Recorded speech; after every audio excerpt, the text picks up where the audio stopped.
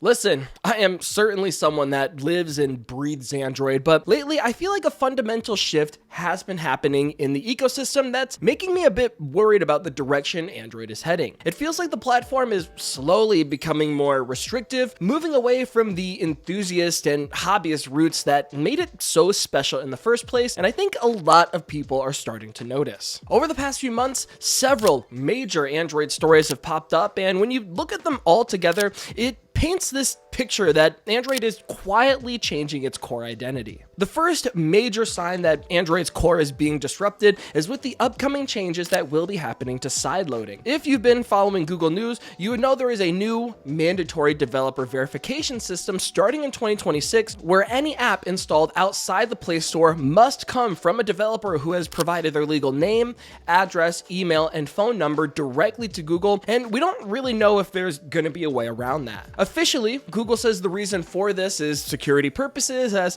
apps distributed outside the Play Store apparently have 50 times more malware, so it is a valid reason. But on the other hand, myself and many others in the Android community are feeling more concerned than we are protected from this change. One of the biggest benefits of Android was the freedom to install APKs from any source, and of course, that risk was on us as the user. Whereas with this new verification system, it's most likely going to create a centralized checkpoint where everyone is identified, everyone is on the books, and if you're a developer that doesn't want to be in Google's database somewhere, you might not have a choice if you want to publish your app outside of the Play Store. And an even bigger concern I see some community members bringing up is what's going to happen to the apps Google might not want the users to have access to. To me, a few apps come to mind like ad blockers, YouTube revamped, or certain third-party app stores. It has me wondering, could there be a possibility that Google might consider those apps harmful and not approve those developers? As you can see, it's a slippery slope once you start to think about it, and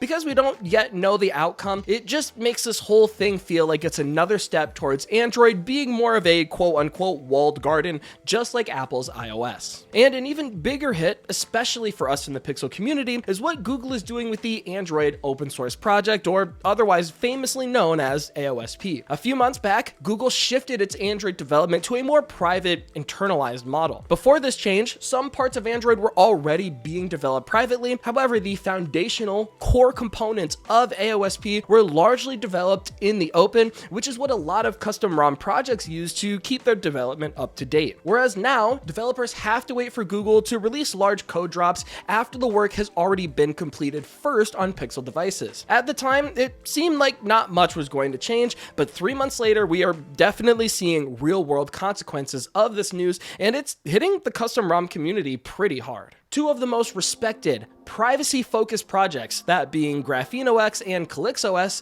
are now publicly struggling. According to a post from GrapheneOS, Google has failed to push the AOSP source code for the months of July, August, and September, at least so far, in a timely manner. As a direct result of this, the CalyxOS team had to announce a hiatus on security and general updates, leaving their users vulnerable while they wait for Google to release the code and establish new workflows. And considering GrapheneOS relies on that same code, I'm sure they're experiencing security update delays of their own. Making things worse, CalyxOS revealed that with the recent Android 16 source code release, Google did not publish the Pixel device-specific source code known as device trees. For years, Nexus and now Pixel phones were the reference hardware for AOSP, making them the easiest and best devices for custom ROMs because Google provided this code. So, by withholding it, the process is now much more difficult. The CalyxOS team now has to resort to, quote, a lot of guesswork and reverse engineering, which they call a major burden. And this effectively positions Pixel phones as no longer being the best, most open source friendly choice for custom ROMs. So when you put those issues together with the delayed AOSP updates, the missing code, and the direct security risks they create for their users, it does seem like Android is in a more controlled state these days. Put all that aside though, even if you are willing to navigate the development hurdles, using a custom ROM in 2025 means accepting a growing list of issues. For years, we've known that banking apps and Google Wallet often refuse to run on rooted phones due to security checks. It's becoming more and more common to have RCS not work with custom ROMs or those with unlocked bootloaders as well. And speaking of unlocked bootloaders, there seems to be a worrying trend in the industry, making them harder to access in the first place. Lately, we've seen reports that Samsung's One UI 8 update is removing the user accessible options to unlock the bootloader in many regions, and OnePlus is now requiring an application process for users in China to get permission to unlock the bootloader. So not only are there more penalties for modifying your device that you own, but simply having the option to unlock the bootloader is becoming more niche, and I'm worried this is going to become more common in global markets as well.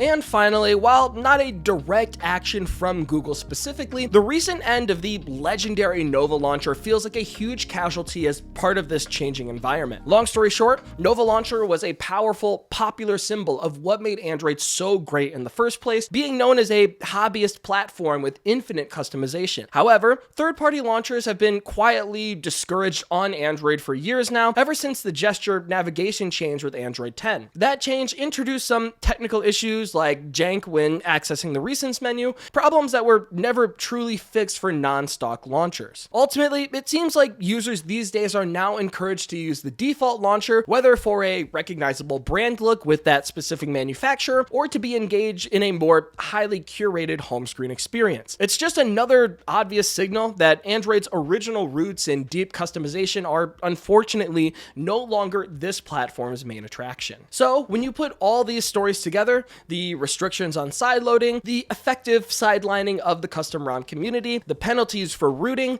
the more prevalent push for locked bootloaders, it's all coming together in a way that really worries me about the future of Android. In my eyes, Android was founded on the promise of openness and hyper customization. It was the hobbyist's operating system through and through, something that had an incredibly stark contrast to iOS in the early days. Today, it feels like it's becoming less of that and more of a controlled, commercialized product. And listen, I get the goal of protecting the average user is super important. I want Android to mature and grow in a way that encourages many more people to use it. But at the same time, it feels like it's coming at the cost of the very soul of Android, which is what made myself and many others fall in love with it in the first place.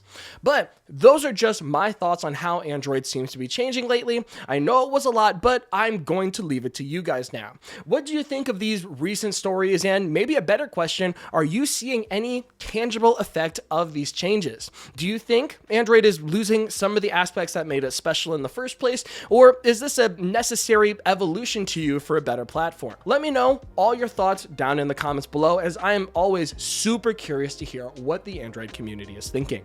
Until next time, this has been Jordan Floyd from 9to5 Google. Thank you so much for watching, and I will see you in the next one.